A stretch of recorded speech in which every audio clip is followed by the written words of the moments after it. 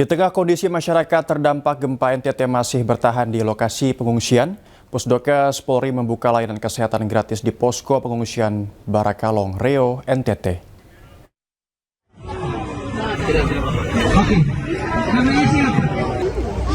Oksigen kah?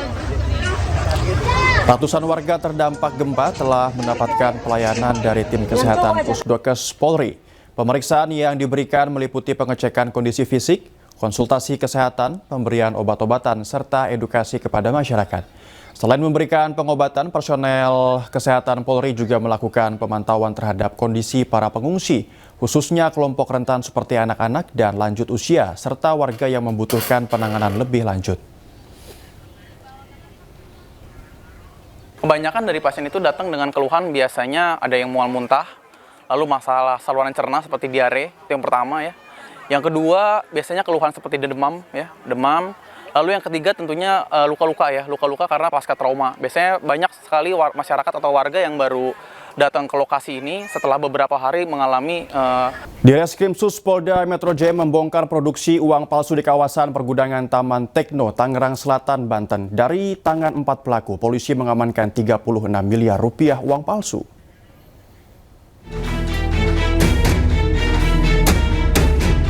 Kapolda Metro Jaya Komjen Pol Asep Edi Suheri memimpin langsung penggerebekan produksi uang palsu di kawasan pergudangan Taman Tekno, Tangerang Selatan, Banten. Dalam penggerebekan, polisi menangkap 4 orang pelaku yang telah beroperasi selama kurun waktu 5 bulan terakhir.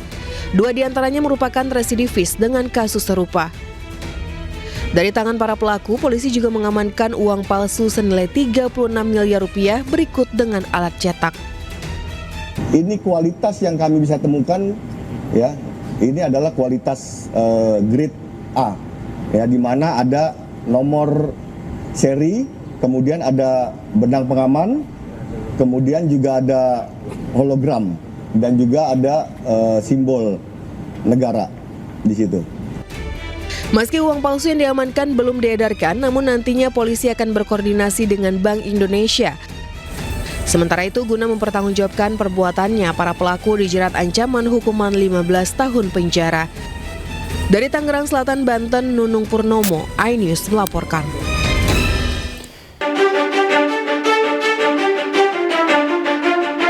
Kamera pengawas merekam aksi pencurian motor di Jalan Pongtiku Lorong 19, Kecamatan Talo, Kota Makassar, Sulawesi Selatan. Kejadian bermula saat korban yang tergesa-gesa hendak ke toilet langsung masuk ke dalam rumah dan lupa mencabut kunci dari sepeda motornya. Memanfaatkan kelalaian korban, pelaku yang melintas di lokasi langsung membawa kabur sepeda motor tersebut. Warga yang mengenali ciri-ciri pelaku berhasil menangkapnya di sebuah pos di Jalan Cumi-Cumi. Pelaku sempat menjadi sasaran amuk massa hingga alami lebam di bagian mata sebelah kiri. Pelaku mengaku aksi nekat tersebut baru pertama kali dilakukan. Pelapor yang tergesa-gesa meninggalkan sepeda motornya kemudian masuk ke dalam rumahnya karena ingin buang air besar sehingga kunci kontak masih terpasang di sepeda motor. Kemudian terduga pelaku melintas dan melihat sepeda motor yang tidak ada orang di sekitar lokasi tersebut dan melihat kunci masih terpasang di sepeda motor. Selanjutnya pelaku membawa lari sepeda motor. Motor hasil curian rencananya akan digunakan pelaku untuk mobilitas mencari pekerjaan sebagai kuli bangunan. Atas perbuatannya, pelaku terancam hukuman maksimal 5 tahun penjara. Dari Makassar, Sulawesi Selatan, Muhammad Nurbone, iNews melaporkan.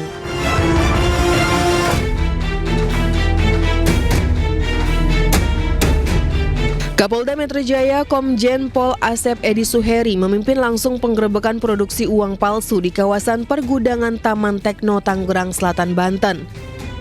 Dalam penggerebekan, polisi menangkap 4 orang pelaku yang telah beroperasi selama kurun waktu 5 bulan terakhir. 2 diantaranya merupakan residivis dengan kasus serupa. Dari tangan para pelaku, polisi juga mengamankan uang palsu senilai 36 miliar rupiah berikut dengan alat cetak. Ini kualitas yang kami bisa temukan, ya. Ini adalah kualitas grade A, ya, di mana ada nomor seri, kemudian ada benang pengaman, kemudian juga ada hologram dan juga ada simbol negara di situ.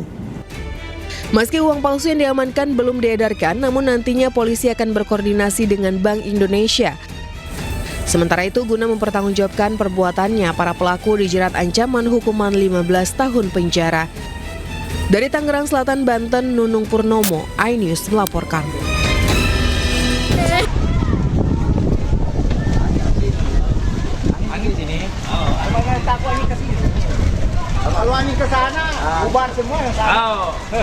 Api membumbung tinggi di Pelabuhan Pelindo Mentok, Kabupaten Bangka Barat, Kepulauan Bangka Belitung. Api tersebut menghanguskan bangkai kapal kayu yang kandas di pelabuhan. Pihak kepolisian, warga, dan TNI bahu-membahu mematikan api supaya tidak menjalar ke kapal lainnya.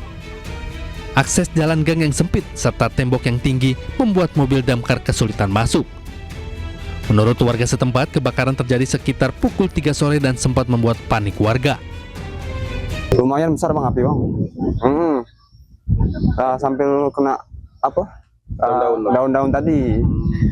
Ada sore-sore takut tak? Tidak ada aman bang, aman. Iya, tapi takut itu ke kapal nelayan, takut itu. Belum diketahui penyebab kebakaran, namun berdasarkan informasi tidak ada korban jiwa dan hanya satu kapal yang terbakar. Dari Bangka Barat, Bangka Belitung, Oma Kisma, iNews melaporkan.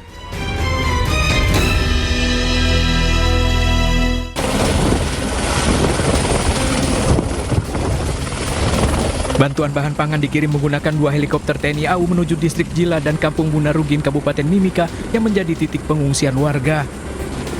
Melalui bantuan TNI, kebutuhan dasar warga tetap terjaga meski masih berada dalam situasi sulit. Setiba di lokasi, bantuan langsung disalurkan kepada warga yang telah menunggu, sementara sebagian makanan lainnya disiapkan sebagai cadangan di posko pengungsian. Di sisi lain, Satgas TNI masih berupaya mencari dan membebaskan 9 warga yang diduga masih dalam penguasaan kelompok bersenjata. Pangkogap Wilhan III, Letjen Luki menegaskan tidak ada alasan membenarkan penculikan anak-anak dan warga sipil. Tindakan OPM ini sangat biadab karena mereka menyasar kepada kelompok masyarakat yang tidak berdosa. Untuk itu, saya mengharapkan masyarakat yang diculik ini dapat segera dibebaskan.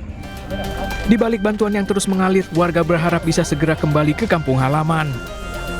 Tim Liputan iNews melaporkan.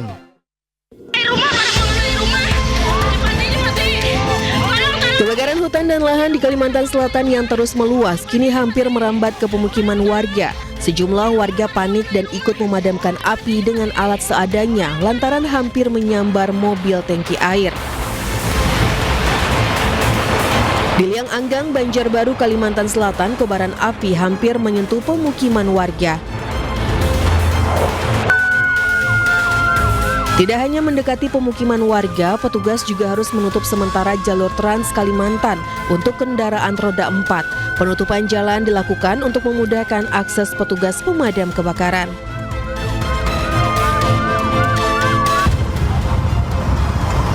Akibatnya sejumlah kendaraan tertahan hingga proses pemadaman selesai. Ada yang memilih menunggu, ada pula kendaraan yang memilih untuk putar balik.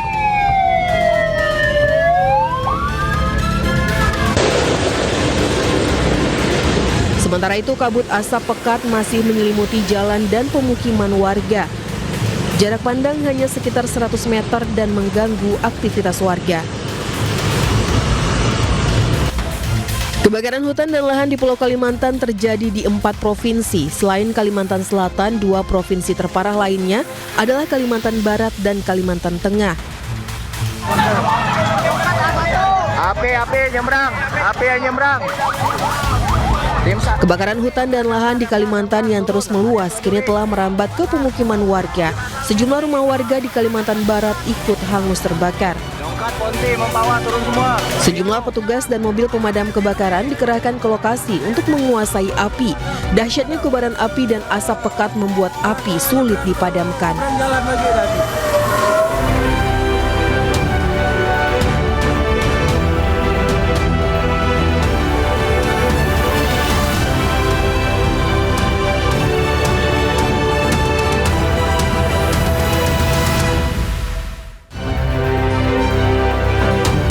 Polda Metro Jaya bongkar produksi uang palsu di Tangerang Selatan, Banten, sita uang palsu 36 miliar rupiah.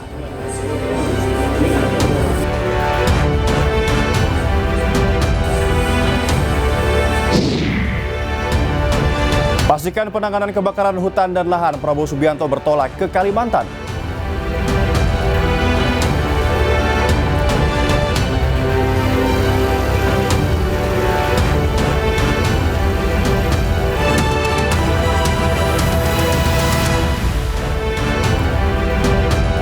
Selamat malam pemirsa, perkelahian sopir mobil dan pengendara motor di Jalan Tanjung Barat, Jagakarsa, Jakarta viral di media sosial. Perkelahian keduanya dipicu karena salah satu pengendara tidak terima diklakson. Bersama saya Nova Zakwan, inilah iNews Malam selengkapnya.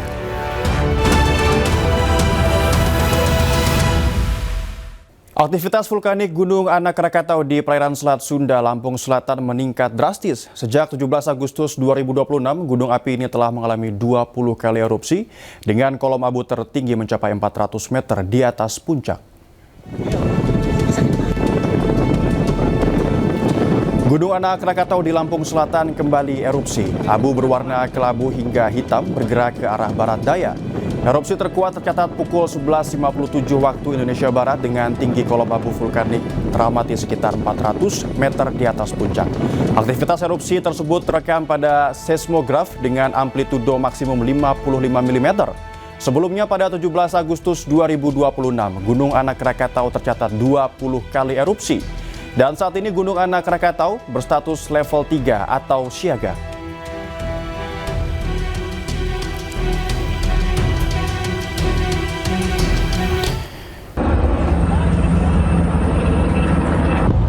Badan Nasional Penanggulangan Bencana hingga kini masih melakukan upaya pemadaman kebakaran hutan dan lahan yang terjadi di Pulau Kalimantan. Tak hanya melalui darat, upaya pemadaman juga dilakukan melalui udara lewat helikopter bombing.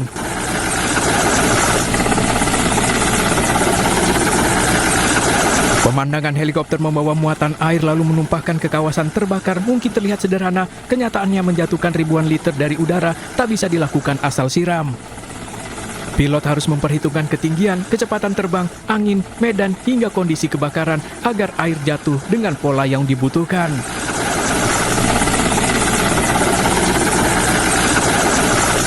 Penggunaan helikopter diharapkan bisa membantu menjangkau lokasi kebakaran yang sulit diakses oleh jalur darat, sekaligus untuk mempercepat proses pemadaman dan mencegah api semakin meluas.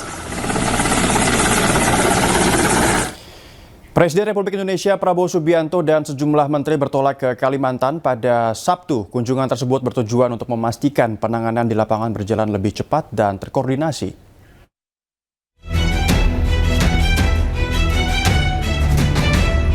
Di tengah hutan yang terbakar dan pekatnya asap, Presiden Prabowo Subianto datang ke lokasi untuk mengecek kondisi sekaligus memimpin langsung penanganan kebakaran hutan dan lahan di Desa Limbung, Kabupaten Kuburaya, Kalimantan Barat, Sabtu siang.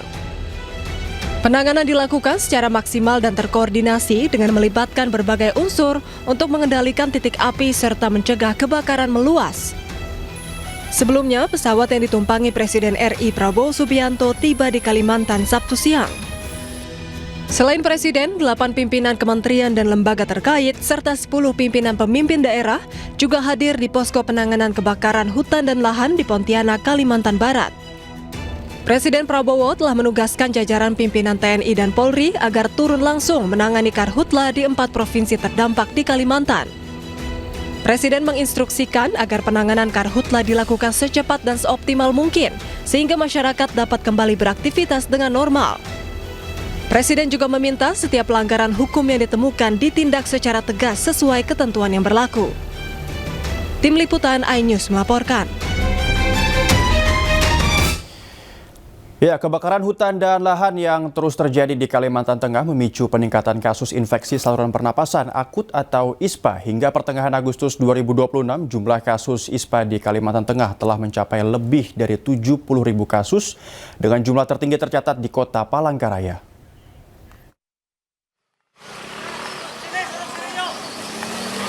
Kebakaran hutan dan lahan di tengah musim kemarau dan cuaca panas masih terus terjadi dan meluas di Palangkaraya dan sejumlah kabupaten di Kalimantan Tengah. Di Palangkaraya, berdasarkan data BPBD setempat, total luas hutan dan lahan yang terbakar hingga kini telah mencapai lebih dari 263 hektar. Maraknya karhutla memunculkan kabut asap yang menyelimuti sejumlah wilayah.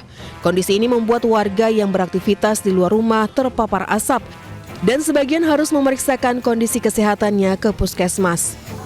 Berdasarkan data Dinas Kesehatan Provinsi Kalimantan Tengah, jumlah kasus ISPA sejak Januari 2026 hingga 2 minggu pertama Agustus 2026 telah mencapai 70.407 kasus. Terbanyak diderita oleh anak-anak. Kasus tertinggi tercatat di Kota Palangkaraya dengan 15.515 kasus. Sementara itu Kabupaten Kota Waringin Barat menempati urutan kedua dengan 12.241 kasus. 2 minggu di bulan Agustus itu sudah tercatat 70.470 kasus ISPA secara Kalimantan Tengah. Nah, yang tertinggi itu ada di Kota Palangkaraya, yaitu sejumlah 15.515 kasus. Menyikapi kualitas udara yang menurun akibat kabut asap dalam beberapa hari terakhir, Dinas Kesehatan Kalimantan Tengah menghimbau masyarakat, terutama anak-anak, agar tidak bermain di luar rumah.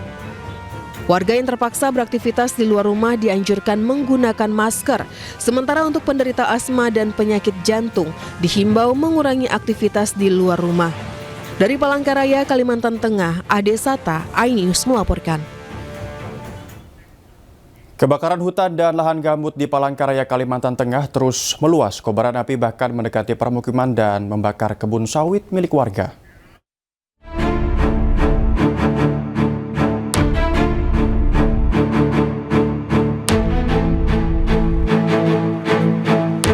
Kebakaran hutan dan lahan gambut di wilayah Kota Palangkaraya, Kalimantan Tengah terus meluas. Cuaca panas disertai angin kencang dan kondisi lahan yang kering membuat api cepat menjalar. Kebakaran bahkan mendekati permukiman dan turut membakar kebun sawit milik warga di Jalan Yosudarso, Kecamatan Jekan Raya, Palangkaraya. Petugas pengendalian kebakaran hutan dan lahan atau Dalkarhutla, Dinas Kehutanan Provinsi Kalimantan Tengah berupaya memadamkan api serta bara di lahan gambut yang masih menyala agar kebakaran tidak semakin meluas. Menurut petugas, kebakaran lahan ini telah berlangsung selama beberapa hari. Upaya pemadaman terkendala minimnya sumber air akibat musim kemarau. Untuk mendukung proses pemadaman, petugas mendatangkan mobil tangki ke lokasi kebakaran. Mungkin sekitar 200 titik lah. Di Kota Palangkaraya? Kota Palangkaraya. Masih terbakar? Masih. Kebakaran lahan juga menyebabkan kabut asap pekat menyelimuti kawasan jalan protokol di Yosudarso, ujung Palangkaraya. Kondisi tersebut mengganggu jarak pandang pengendara dan berdampak terhadap aktivitas warga. Kabut asap pekat juga dikhawatirkan mengancam kesehatan masyarakat. Terganggu banget, Pak. Ganggunya gimana? Mata pedas, ini. Terus anak-anak sekolah juga pakai masker semuanya. Sampai anak saya sakit tuh, nah di rumah ada satu. Berdasarkan data BPBD Kota Palangkaraya, total luas hutan dan lahan yang terbakar kini mencapai 263,85 hektar. Kebakaran tersebut tersebar di 4 wilayah kecamatan dengan total 300 kejadian. Dari Palangkaraya, Kalimantan Tengah, Ade Sata, iNews melaporkan. Kapolri Jenderal Listio Sigit Prabowo sudah mengantongi nama-nama yang diduga terlibat dalam kasus kebakaran hutan dan lahan di Kalimantan. Bahkan beberapa orang sudah ditangkap. Di Kalimantan apakah akan mengusut Polri? Saat ini yang sedang kita lakukan melakukan pemadaman sekaligus juga melakukan penyidikan dan investigasi terkait dengan peristiwa yang terjadi.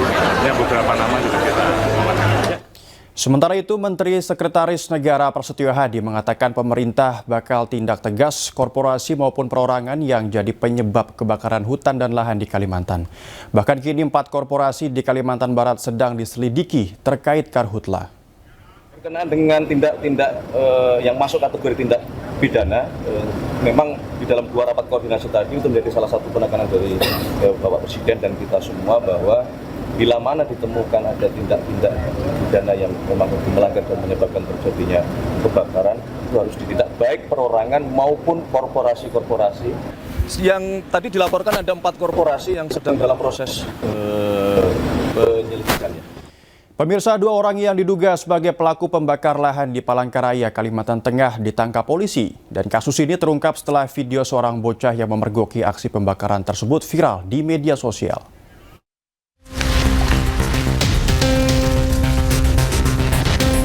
Satreskrim Polresta Palangkaraya, Kalimantan Tengah tangkap 2 orang yang diduga sebagai pelaku pembakaran lahan. Dari tangan keduanya, petugas menyita sejumlah barang bukti, 1 buah korek api gas yang diduga digunakan untuk membakar lahan, senter kepala, dan arang bekas pembakaran. Lahan yang terbakar tersebut memiliki luas sekitar 20 kali 50 meter. Kasat Reskrim Polresta Palangkaraya, AKP Eka Palti Putra Hutagao, menjelaskan terungkapnya kasus ini berawal dari video viral di media sosial.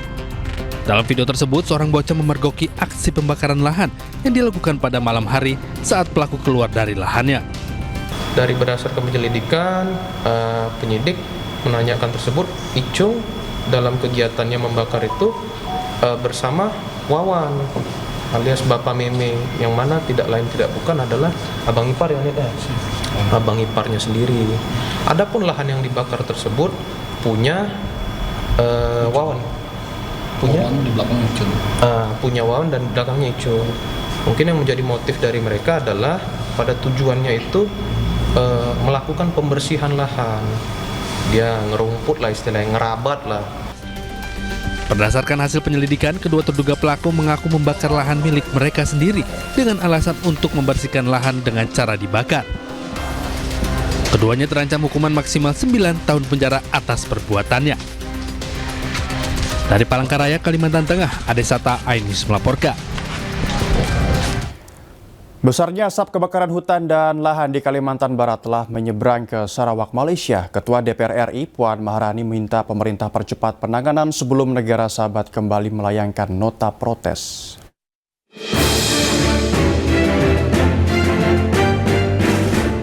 Asap tebal dari ratusan titik api di Kalimantan Barat dan Kalimantan Tengah menyebabkan kualitas udara semakin buruk. Terlebih saat ini asap sudah mulai menyeberang ke Sarawak, Malaysia. Indeks kualitas udara di beberapa wilayah Sarawak mencatat tingkat tidak sehat hingga sangat tidak sehat. Berdasarkan laporan dari media setempat, setidaknya 600 sekolah di Sarawak terpaksa ditutup sementara demi kesehatan para siswa. Ketua DPR RI Puan Maharani menyebut negara tetangga beberapa kali pernah mengirim nota protes akibat karhutla. Ia pun meminta pemerintah untuk segera menangani karhutla sebelum negara sahabat kembali melayangkan keberatannya. Pemerintah Indonesia melalui instansi terkait mengerahkan belasan ribu personel gabungan serta menambah armada udara untuk operasi pemadaman darat dan waterbombing. Sementara itu, pemerintah Indonesia dan Malaysia siap meningkatkan kerjasama lintas batas dan mendalami penyebab karhutla serta memproses hukum pihak yang terbukti melakukan pelanggaran pembakaran lahan. Tim Liputan iNews melaporkan. Kebakaran lahan di Taman Nasional Waikambas, Lampung Timur, Lampung sejak Jumat siang hingga kini belum padam. 673 hektar dan 250 personel gabungan dikerahkan untuk padamkan api.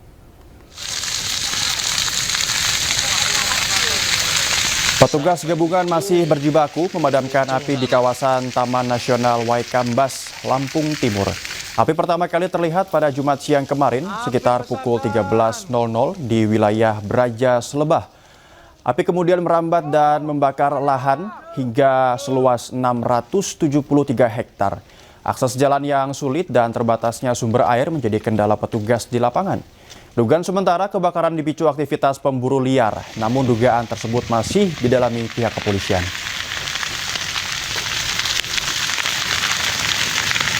Ini bukan kebakaran, tapi mungkin dibakar, baik sengaja maupun kelalaian.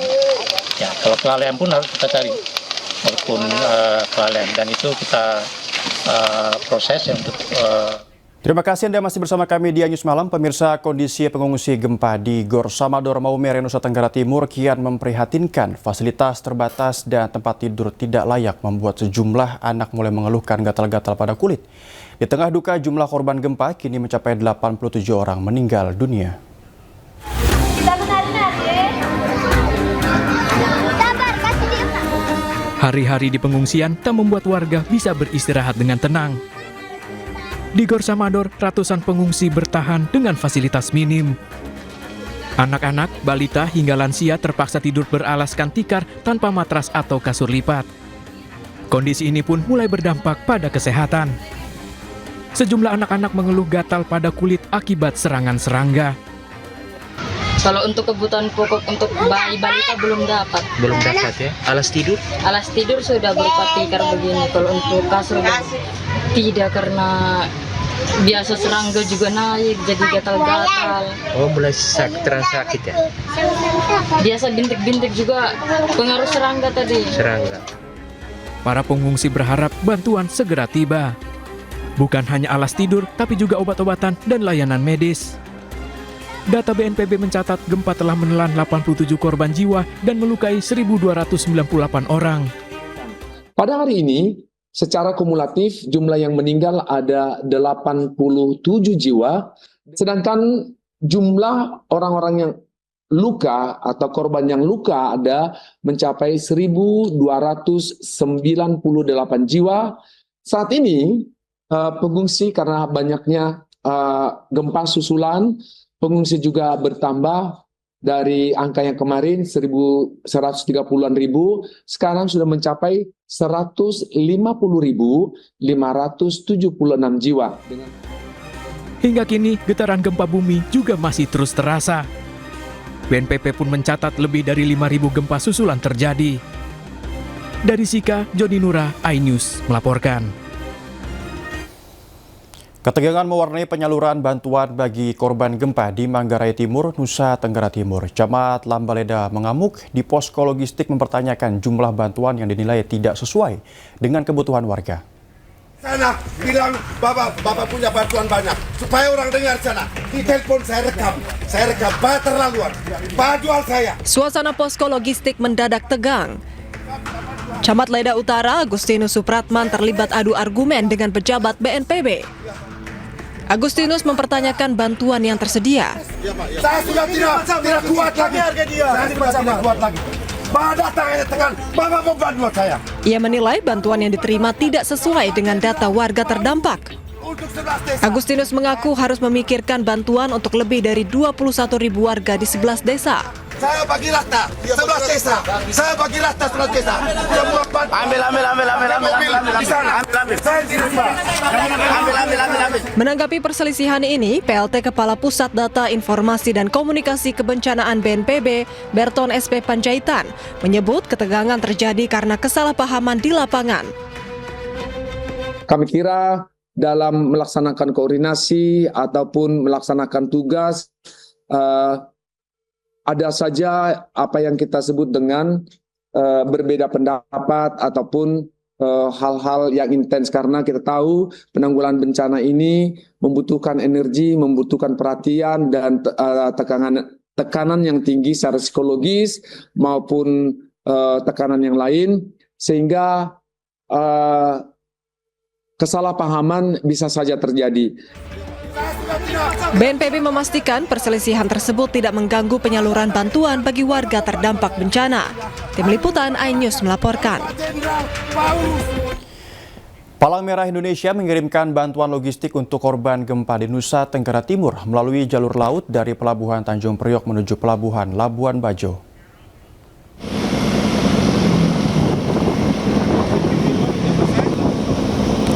Ketua Umum PMI, Yusuf Kala menyebut bantuan yang dikirim melalui kapal kemanusiaan PMI bekerja sama dengan Kala Lines akan tiba di wilayah yang terdampak dalam waktu sekitar 2 hingga 3 hari.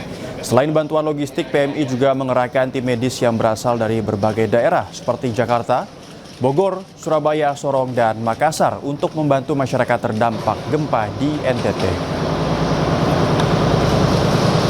Ya, mudah-mudahan sekali lagi yang pertama karena ini accountability, bukan soal kita ingin perayaan ada kapal, bukan.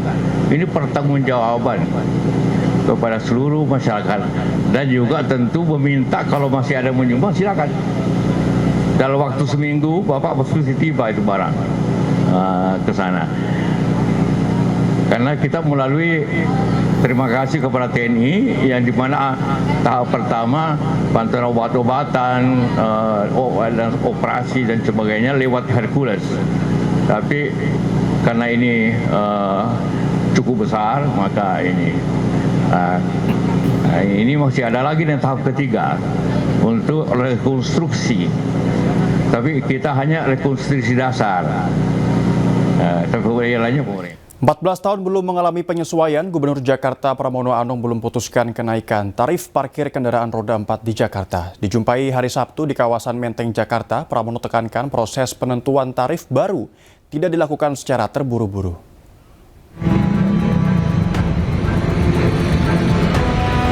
Muncul wacana kenaikan tarif parkir hingga Rp60.000 per jam untuk kendaraan roda 4 di wilayah Jakarta.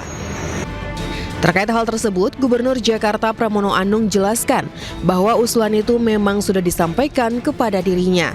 Namun hingga kini ia belum mengambil keputusan terkait rencana kenaikan tarif parkir tersebut. Pramono juga jelaskan pembahasan mengenai tarif parkir juga tengah dilakukan Panitia Khusus Perparkiran DPRD Provinsi DKI Jakarta. Sudah ada usulan untuk revisi mengenai tarif parkir. Secara jujur saya menyampaikan sampai hari ini saya belum memutuskan. Karena keputusan untuk menaikkan tarif parkir adalah kewenangan gubernur. Walaupun kemudian seperti diketahui teman-teman sekalian, DPRD Provinsi DKI Jakarta juga ada pansus tentang perparkiran. Beberapa usulan sudah disampaikan. Dan memang di Jakarta ini sudah lebih hampir 14 tahun tarif parkir belum pernah naik atau disesuaikan. Tapi saya belum memutuskan sampai dengan hari ini. Sebelumnya tarif parkir di Jakarta diusulkan mengalami penyesuaian, di mana untuk motor tarif yang tengah dibahas kisaran Rp3.000 hingga Rp15.000 per jam. Sementara untuk mobil diusulkan rentang Rp6.000 hingga Rp60.000 per jam. Kita beralih ke informasi lain, pemirsa. Dr. Tifa menegaskan akan mengajukan pra-peradilan kedua usai hakim menolak pra-peradilannya. Dr. Tifa menilai dirinya terancam tersandra status terdakwa dalam waktu yang lama di persidangan pokok perkara.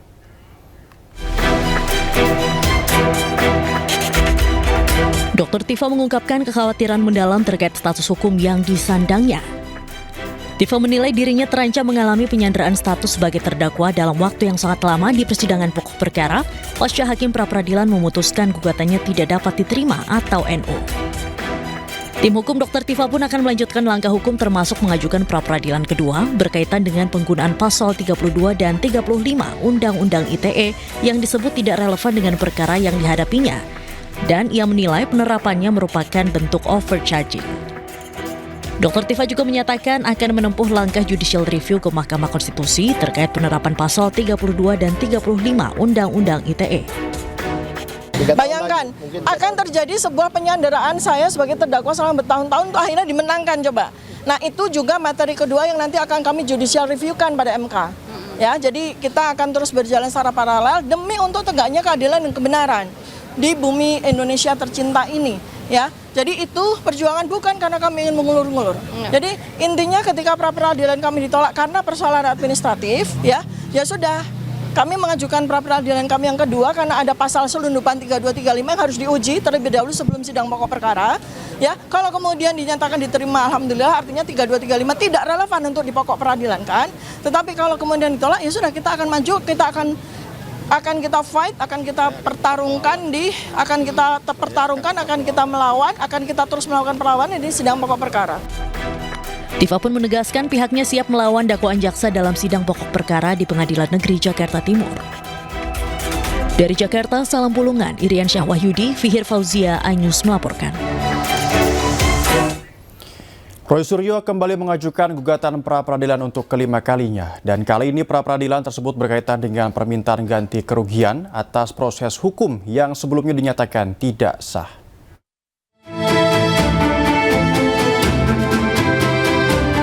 Tersangka kasus tudingan ijazah palsu Presiden ke-7 RI Joko Widodo, Roy Suryo kembali mengajukan gugatan pra-peradilan terkait permohonan ganti kerugian. Dalam pra-peradilan jilid ke-5 ini, Roy menarik Kementerian Keuangan sebagai pihak termohon. Roy mengatakan permohonan pra-peradilan tersebut telah didaftarkan ke Pengadilan Negeri Jakarta Selatan. Namun ia belum mengetahui jadwal persidangan karena perkara tersebut baru saja didaftarkan.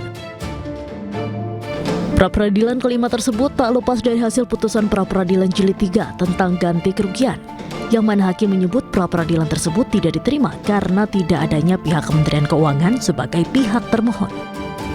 Pra-ped kelima sudah kita daftarkan. Sudah kita daftarkan. Apakah akan tetap berlangsung atau tidak? Tunggu tanggal mainnya, jadwal sidangnya. Ya, itu. Pra-ped kelima itu adalah tentang permintaan dari hakim sendiri. Hakim kan mengatakan kurang pihak waktu itu. Kita tambahkan. Nah, kalau kurang kita tambahi. Waktu itu ganti rugi kan. Ganti rugi pra-ped ketiga itu amanah dari pra-ped pertama. Pra-ped pertama kita disuruh membuat ganti rugi. Oke, kita buat di pra-ped ketiga. Pra-ped ketiga ditambahkan pihak. Oke, kita tambahkan di pra-ped kelima. Jadi kalau ini ditolak, ya lucu juga. Ya, dia yang minta, kau yang memulai, kau yang mengakhiri. Oke, ya, satu, pihaknya cukup satu. Roy Suryo pun menegaskan pengajuan gugatan pra-peradilan jilid 5 ini tidak untuk memperlambat persidangan pokok perkara dugaan fitnah dan pencemaran nama baik terkait tudingan ijazah palsu Jokowi yang akan digelar di Pengadilan Negeri Jakarta Timur. Dari Jakarta, Tim Liputan News melaporkan. Sementara itu, kuasa hukum Rismon Syanipar Djahmada Girsang meminta Mahkamah Konstitusi mendisiplinkan pra-peradilan berjilid-jilid kubu Roy Suryo. Djahmada berharap Mahkamah Konstitusi membatasi pengajuan pra-peradilan sehingga tersangka hanya dapat mengajukannya satu kali dalam satu pokok perkara.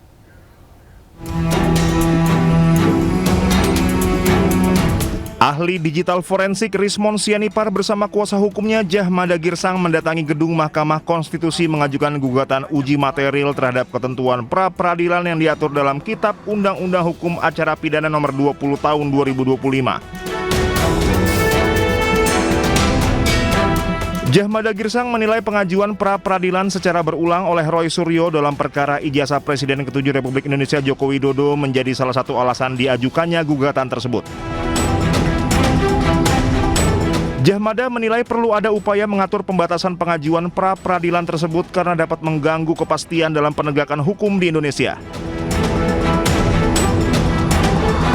Nah, untuk itulah kami datang mengadukan bahasa itunya dan mengajukan permohonan kepada Mahkamah Konstitusi agar mau menyidangkan, memeriksa permohonan kami untuk menertibkan atau meluruskan proses pra-peradilan yang ada di KUHP pasal 158 huruf A dan pasal 89 KUHP.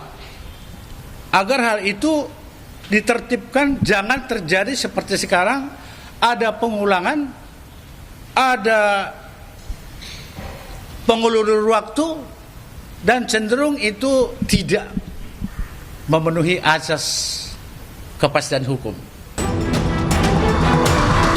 Melalui gugatan tersebut, Djahmada berharap Mahkamah Konstitusi membatasi pengajuan pra-peradilan sehingga tersangka hanya dapat mengajukannya satu kali dalam satu pokok perkara. Dari Jakarta, Tim Liputan News melaporkan. Kejaksaan Agung kembali periksa dua saksi dalam kasus dugaan korupsi PT Toba Pulp Lestari. Sementara PT Toba Pulp Lestari hormati proses hukum yang dilakukan oleh Kejagung.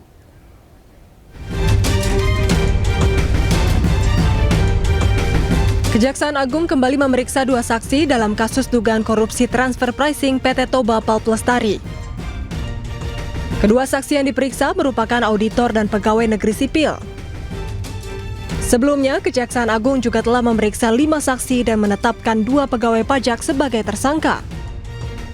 Sementara peran pihak swasta dalam dugaan manipulasi nilai transaksi dan kewajiban pajak masih didalami penyidik. Memang kemarin ada pemeriksaan terkait beberapa saksi, diantaranya dari pihak perbankan dan swasta. Dalam hal ini dalam rangka mendalami proses tentang beberapa transaksi-transaksi itu aja. Ya.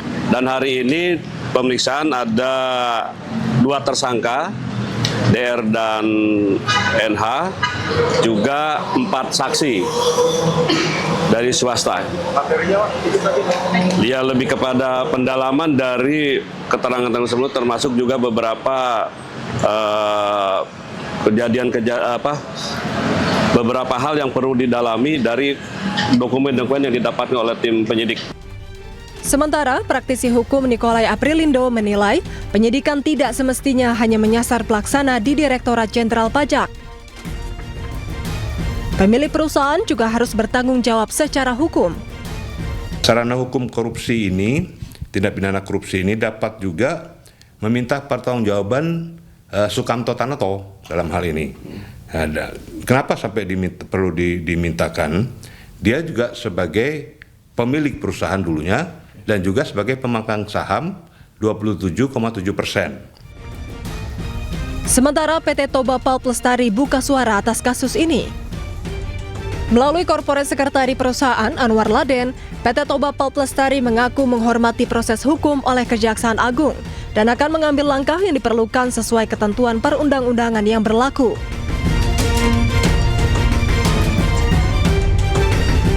Hingga kini belum ada pihak swasta yang ditetapkan sebagai tersangka.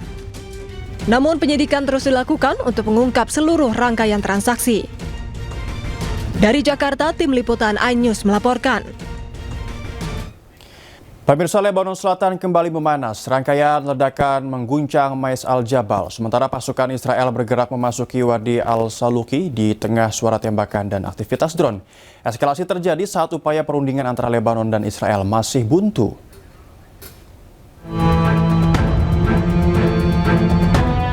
Suasana tegang kembali menyelimuti Lebanon Selatan. Sejumlah ledakan mengguncang wilayah Mais al-Jabal saat pasukan Zionis Israel bergerak maju ke Wadi al-Saluki. Suara tembakan dan drone terdengar di sejumlah titik. Rekaman memperlihatkan ledakan yang memicu kumpulan asap tebal membumbung tinggi ke langit. Tentara Zionis Israel terlihat bergerak memasuki Wadi al-Saluki di tengah suara tembakan. Media Lebanon melaporkan Zionis Israel melancarkan serangan artileri ke Mais al-Jabal dan Wadi al-Saluki. Israel menyebut serangan ini sebagai respon atas serangan Hizbullah, sekaligus untuk menargetkan infrastruktur militer kelompok tersebut. Hingga laporan dipublikasikan, belum ada informasi mengenai korban jiwa dalam operasi tersebut. Pasca Israel serang pangkalan udara Abu al-Duhur Idlib, Suriah, Turki kerahkan ratusan kendaraan lapis baja dan puluhan tank baja.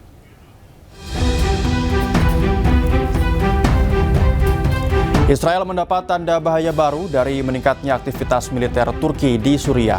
Turki mulai mengerahkan 250 kendaraan lapis baja dan 20 tank baja ke Suriah Selatan. Pengerahan tersebut menjadi sorotan karena berlangsung setelah Israel melancarkan serangan udara ke Suriah.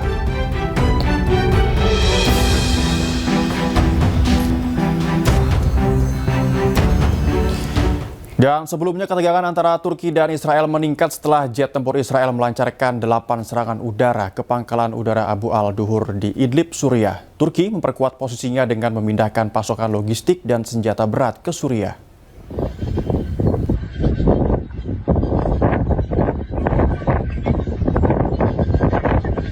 Ketegangan antara Turki dan Israel meningkat setelah jet tempur Israel melancarkan 8 serangan udara ke pangkalan udara Abu al-Duhur Idlib, Suriah.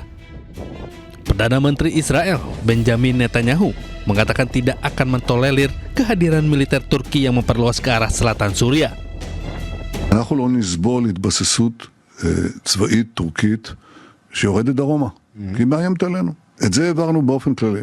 עכשיו אנחנו ראינו שיש כוונה של טורקיה להתבסס בשדה תעופה דרומית לקו שלה, קרוב לחלב, והעברנו מסר. איך אגדיר לך את המסר?